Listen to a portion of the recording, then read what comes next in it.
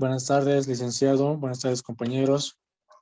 Mi nombre es Luis Ángel García Silva y mi grupo es King of Work. Buenas tardes, licenciado. Buenas tardes, compañeros. Mi nombre es Vladimir Camperos Choque. Buenas tardes, licenciado. Buenas tardes, compañeros. Mi nombre es Iber Capurata Janco. Buenas tardes, licenciado. Buenas tardes, compañeros. Mi nombre es Noelia Condori Moral.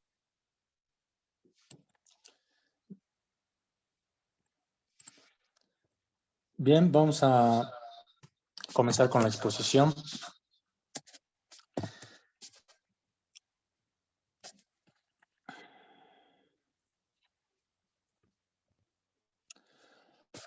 A nuestro grupo les ha tocado exponer el tema 10, archivos de auditoría.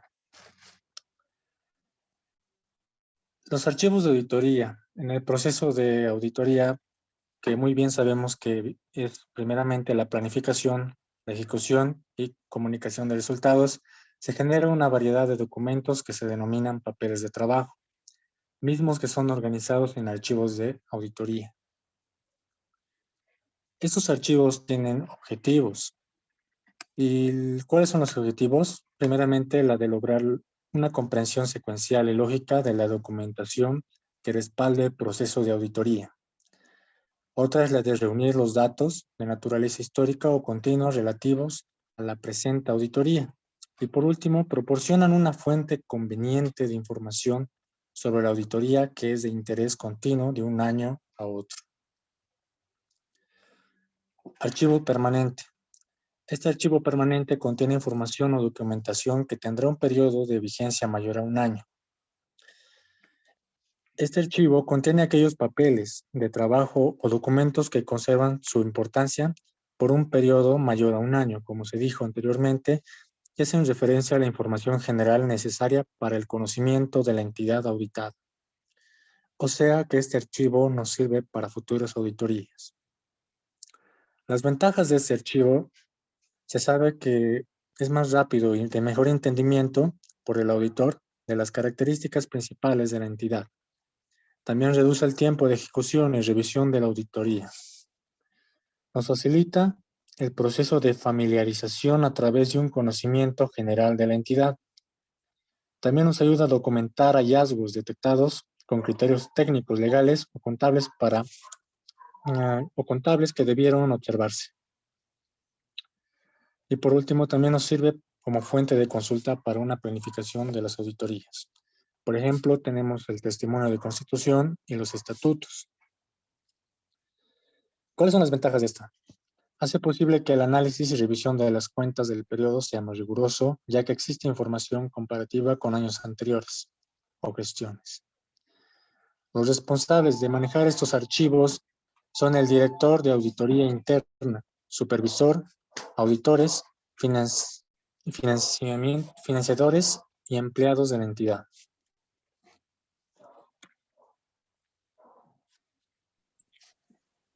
Voy a explicar sobre el archivo de planificación.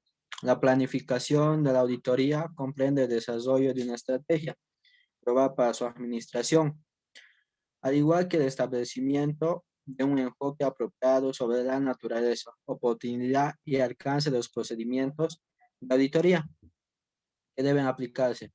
El procedimiento también permitirá que el equipo de auditoría pueda hacer uso apropiado del potencial humano disponible. Memorándum de planificación de auditoría.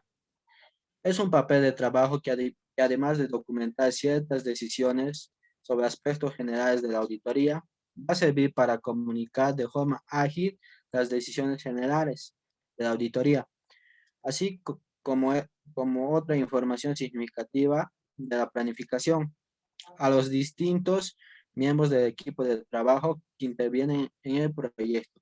Objetivos de memorándum de planificación de auditoría. El objetivo de este papel de trabajo es documentar la información relevante para que el equipo de auditoría quiera el conocimiento general de la compañía desde un punto de vista de la situación económica, legal, etc. Evaluación del control interno. Una evaluación del control interno implica un examen de la efectividad del sistema de controles internos de una organización.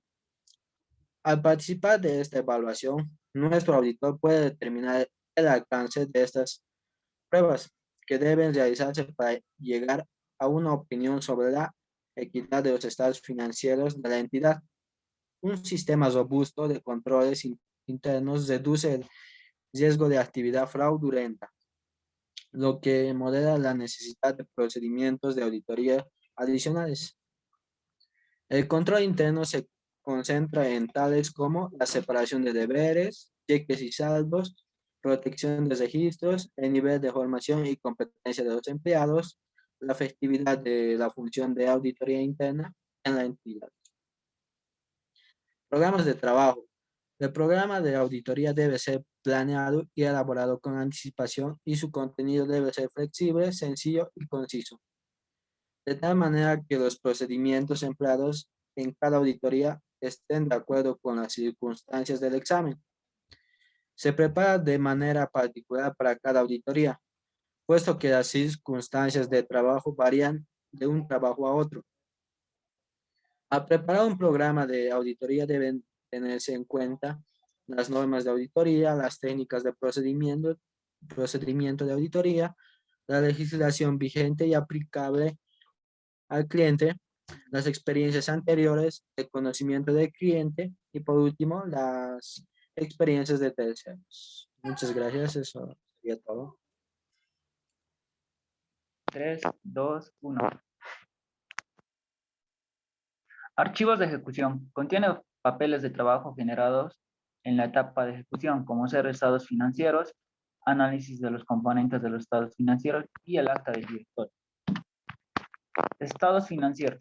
Está compuesto por 5 componentes que son balance general, estados de resultados, estado de flujo del efectivo, estado de patrimonio neto y nota a los estados financieros. Análisis de los componentes de los estados financieros. Balance general. Se define como el documento contable que informa acerca de la situación financiera de la empresa. En el balance se muestran activo corriente, activo no corriente, pasivo corriente a corto plazo, pasivo no corriente y patrimonio. Estados de resultados. Es un estado básico y dinámico que proporciona información sobre la rentabilidad de la empresa. Ingresos o ventas, políticas de precios y costo de ventas. Gastos, costos de comercialización, financieros y tributarios. Resultado neto, resultado de operaciones. Estado de flujo de efectivo. Es un estado básico y dinámico que expone un flujo, embolsos y desembolsos del efectivo y equivalentes, o los cambios de los recursos de la empresa, en esas cuales tenemos 3 actividades, que son actividad de operación, que son las cuentas corrientes, actividad de financiamiento, donde está el patrimonio y pasivo no corriente, y actividad de inversión, cuentas no corrientes, activos y otros activos. Estado de evolución del patrimonio neto. Muestra la información sobre los cambios o variaciones ocurridos en el patrimonio de la empresa. En un periodo determinado incluye los elementos de capital. Por ejemplo, tenemos el patrimonio al inicio de la gestión, variaciones durante la gestión, patrimonio al final de la gestión. Notas a los estados financieros. Constituye información que aclara, completa, detalla, explica y complementa el contenido de los anteriores para un mejor análisis e interpretación, en el cual tenemos información de la empresa, que es la actividad económica en el periodo, la constitución legal, bases contables y criterios de evaluación, composiciones de rubros, restricciones sobre determinados componentes del balance general, hechos posteriores y efectos de inflación. Acta del directorio. Por ley debe redactarse un acta en cada reunión del directorio sobre los temas usualmente decididos. El directorio define las relaciones que tiene con la empresa a través del presidente, vicepresidente, secretario, para una toma de decisiones a futuro. En esta ocasión voy a exponer lo que es el archivo de resumen. Como introducción tenemos sobre los archivos de auditoría. ¿Qué es el archivo de auditoría? Este archivo de auditoría se refiere a la organización y recopilación en archivos de conjunto de información que un auditor prepara en el transcurso del trabajo de auditoría, junto con otra documentación recibida. que también debe almacenar. Dicho de forma más clara, el archivo del trabajo de auditoría es la organización y recopilación de la documentación de auditoría. Como introducción también tenemos que este archivo incluye los papeles de trabajo y documentos referidos a los temas claves o aspectos importantes ocurridos durante el curso de la auditoría. Este archivo se codifica con la letra R, que significa archivo resumen, que sería R, habiéndose establecido la codificación alfanumérica correlativa para los diversos documentos indicados en el reverso de la tapa de cada archivo. El dictamen de la auditoría es la expresión escrita donde el auditor expone su conclusión sobre la tarea que realizó. Cada una de las distintas fases de una auditoría tienen como objeto final la emisión del dictamen. El dictamen es una opinión que da el auditor a los estados financieros al finalizar la auditoría externa.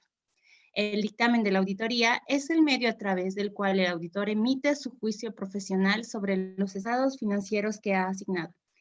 Antes de elaborar este informe, el auditor efectúa una revisión minuciosa de los papeles de trabajo para asegurarse que estos cumplan satisfactoriamente los objetivos de la auditoría. Es decir, que se hayan atado todos los cabos sueltos, además de considerarse todos los asuntos de importancia y todas las cuestiones planteadas hayan sido resueltas. La carta de gerencia. La carta de gerencia es una manifestación escrita por medio de la cual la gerencia y empleados involucrados en los procesos de entrega de información se dirigen al auditor y revisor fiscal. Y esos tienen un fin. El fin es de certificar la veracidad e idoneidad de la información suministrada.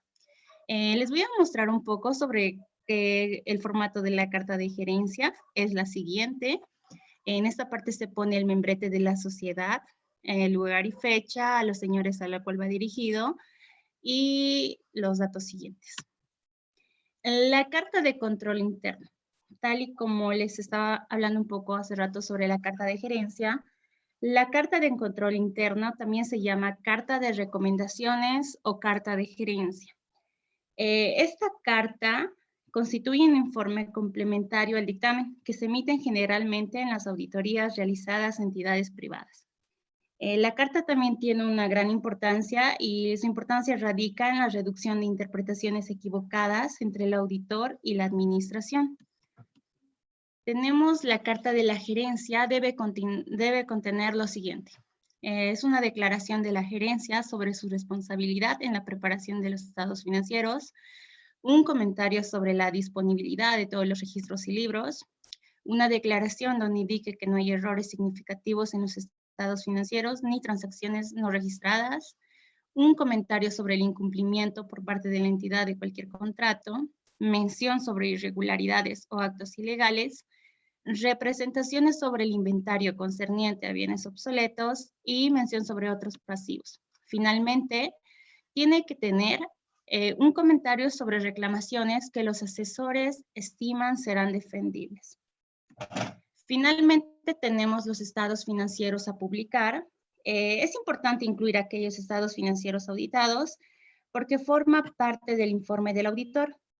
En nuestro país normalmente hay 4 estados financieros que son los más importantes, que son los básicos, como mi compañero les mencionaba anteriormente, que son el balance general, el cual se compone del activo, el pasivo y el patrimonio. El activo se divide en activo corriente, disponible, exigible, el activo no corriente, que está en el activo fijo, otros activos, el pasivo que tiene el pasivo corriente y el pasivo no corriente, y finalmente el capital contable que sería el patrimonio. También tenemos un poco sobre los estados de ganancias y pérdidas. Les muestro un poco sobre el formato. Tenemos el estado de cambio en el patrimonio neto. Y finalmente el estado de flujo de efectivo, que se divide en 3 actividades, las cuales son las de operación, inversión y las de financiamiento. También tenemos las notas a los estados financieros, como bien mi compañero indica. En este caso son los 4 estados financieros bases, pero las notas de los estados financieros va a comprender una información adicional que va a complementar a los 4 estados financieros que acabamos de nombrar para un mejor análisis e interpretación para una toma de decisión dentro de una empresa. Muchas gracias.